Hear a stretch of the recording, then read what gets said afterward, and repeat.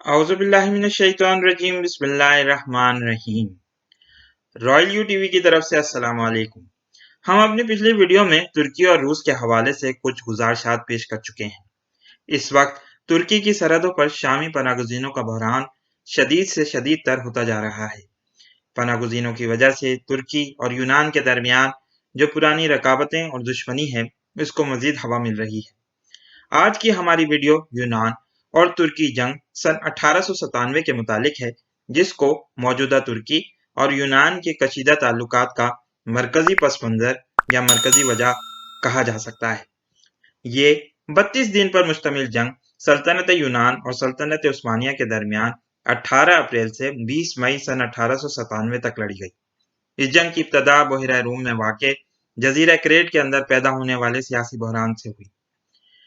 मार्च सन 1897 में ये बात यूरोप के तमाम लोगों को पता चल चुकी थी कि मसला क्रेट इस जजीरे तक महदूद नहीं रहेगा, बल्कि इसके नताइज दूर तक अपना असर दिखाएंगे। 19वीं सदी के आखिर में सल्तनत उस्मानिया की हदूद में रहने वाले ईसाई मुख्तलिफ मुल्कों में यूरोपीय ममालिक की शह पर मुख्तलिफ जगहों पर हंगामा और बलवा कर रहे थे। आर्मीनिया के फसाद के ख़त्म होने के बाद जजीरा क्रेट के ईसाइयों ने सन 1896 में बलवा किया, जिससे गर्ज ये थी कि क्रेट को सल्तनत उस्मानिया से आज़ाद करा लिया जाए। इसलिए वहां के ईसाइयों और मुसलमानों के दरमियान काफ़ी खून खराबा हुआ। बिलाखिर सुल्तान अब्दुल हमीद सानी और यूरोपीय ममालिक के दरमियान मुज़ाकरात में तय हुआ कि क्रेट तुर्कों के कब्जे में रहेगा, लेकिन वहां का गवर्नर मजहब के हिसाब से ईसाइयों में से चुना जाएगा। पुलिस और अदालतों के इंतजाम के लिए कमीशन मुकर्रर किया जाएगा, जिसके मेंबर यूरोपीय होंगे, और मुलाजमतों में ईसाई लोगों को तरजीह दी जाएगी। इन तमाम बातों को जजीरा क्रेट के ईसाइयों ने बखुशी कबूल कर लिया था। इस कमीशन का आर्जी कमांडर एक अंग्रेज को मुकर्रर किया गया। अदालतों के मुतालिक इस कमीशन का काम खत्म नहीं हुआ था कि फिर वहां हंगामा शुरू हो गया। इस मर्तबा कहा यह जा रहा था कि यूनान की चंद खुफिया जमातों की तहरीक और साजिश से इस बगावत का जन्म हुआ।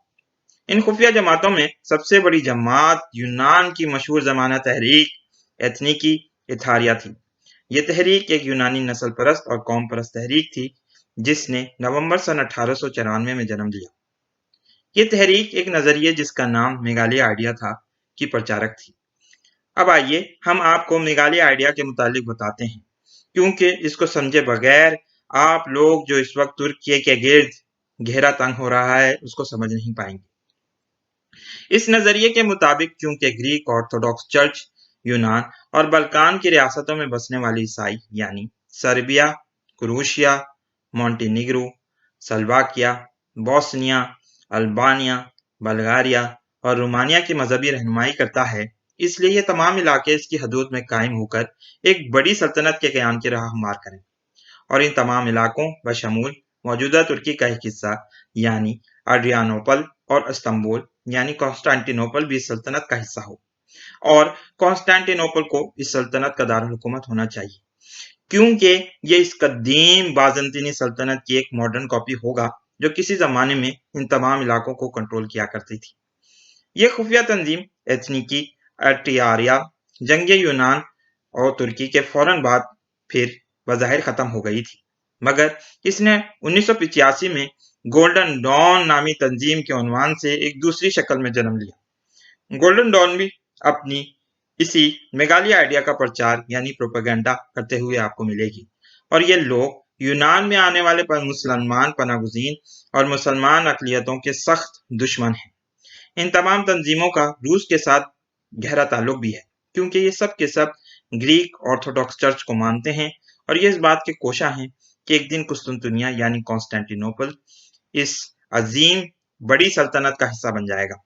अलगर्ज ये कि सन 1897 के शुरू में गवर्नमेंट यूनान ने तकरीबन 4000 फौज कर्नल थिमोलियन वासूस के जेर क़यादत जजीरे पर कब्जा करने के लिए भेज दी। इस वक्त यूरोपीय ताकतों ने बज़ाहिर यूनान को रोकने के लिए अपने जहाज क्रेट के आसपास तैनात कर दिए, ताकि यूनान को बाज रखा जा सके। वासूस की फौज ने जजीरे पर उतरते ही यूनान के साथ क्रेट के इल्हाक का ऐलान कर दिया था, जो कि एक लिहाज से सल्तनत उस्मानिया के खिलाफ ऐलान जंग था। इस वक्त तमाम यूरोपीय ताकतें चाहती थीं कि तुर्की और यूनान की लड़ाई हो, और चुपके चुपके से दोनों की पीठ थपथपा रही थीं। ताकि दोनों फरीकैन को ये तासुर दिया जाए कि वो दोनों के साथ हैं। 19 फरवरी को होने वाली लड़ाई में तुर्की फौजों को शिकस्त हो गई और इस तरह वो थोड़ा सा पीछे हट गई। यूनानी फौजियों को जजीरा क्रेट में वो अपनी आमद मुस्तकिल बढ़ानी पड़ी और आखिरकार ये तादाद 61,000 पैदल फौज, 500 घोड़ों और तकरीबन 136 गन्स पर मुश्तमिल हो गई। तुर्क फौजों की क़यादत एदम पाशा के हाथ में थी। इनकी कुल तादाद 84,000 पैदल सिपाही, 13,000 घोड़े और 215 गन्स पर मुश्तमिल थी। तुर्क नेवी भी जदीद जंगी जहाज़ों से लैस थी, जबकि यूनानी नेवी के पास छोटे पैमाने के जंगी जहाज थे। मार्च सन 1897 के आखिर में यूनान के वलीअहद शहजादे को क्रेट में मौजूद फौज का सिपहसालार मुकर्रर कर दिया गया और लारिसा शहर में यूनानी फौजियों ने अपना हेडक्वार्टर बना लिया। इसी इसना में तुर्की के इत्तेहादी जर्मनी ने तुर्कों की मदद के लिए भी अपनी फौजों को यूनान की फौजों से लड़ने के लिए क्रेट भेज दिया था। बिलाखिर 17 अप्रैल सन 1897 को जंग का आगाज हो गया। पहले दिन मालूना पास, जो लारिसा और एलोसाना शहर के दरमियान वाक़ है, के मुकाम पर 24 घंटे तक लड़ाई होती रही। तुर्कों ने तकरीबन हर महाज पर पेशकदमी करके यूनानियों को पीछे धकेल दिया। इस वक्त खलीज आटा में भी बहरी लड़ाई शुरू हो गई।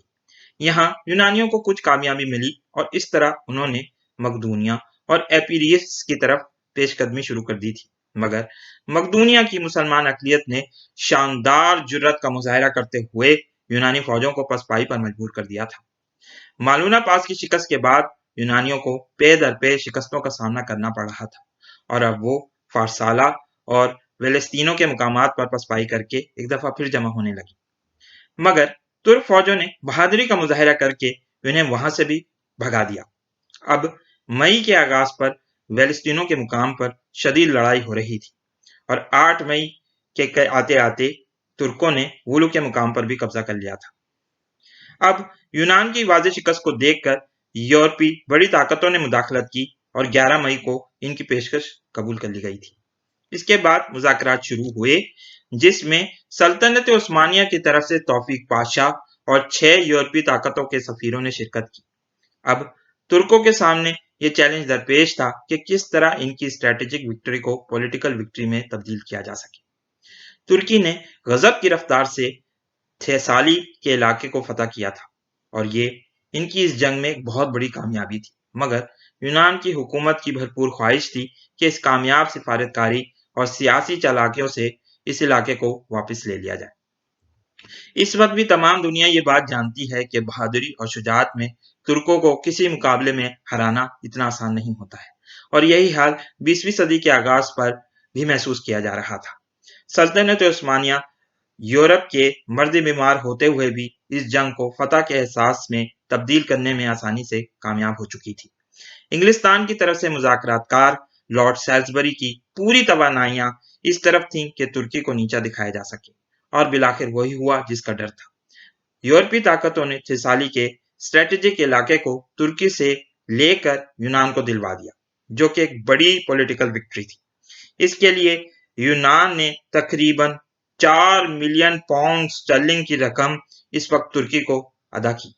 बज़ाहिर ये बात तुर्की के हक में जाती हुई दिखाई दे रही थी, मगर थेसाली के इलाके की ही वजह से 4 साल के बाद जंग बल्कान में सल्तनत उस्मानिया को एक शिकस्त फाश हुई। इस वक्त के सुल्तान अब्दुल हमीद सानी एक नेक इंसान थे और इनकी पूरी ख्वाहिश थी कि सल्तनत उस्मानिया के हिस्से बखरे होने के सिलसिले को रोका जाए, मगर यंग टर्क्स जैसी काली भेड़ें तुर्की की सफ़ों में मौजूद थी और इन लोगों का असर रसूख तुर्की के दफ्तर खारजा में भी मौजूद था। इसलिए अफसोसनाक तौर पर करीबन 25 साल के बाद सुल्तानत उस्मानिया का खात्मा हो गया। हमारी आइंदा आने वाली वीडियो में सुल्तान अब्दुल हमीद सानी की शख्सियत पर बात होगी। इस वीडियो को लाइक कीजिए, शेयर कीजिए, दोस्तों के साथ डिस्कस कीजिए। बहुत बहुत शुक्रिया। अस्सलाम वालेकुम और अल्लाह हाफिज।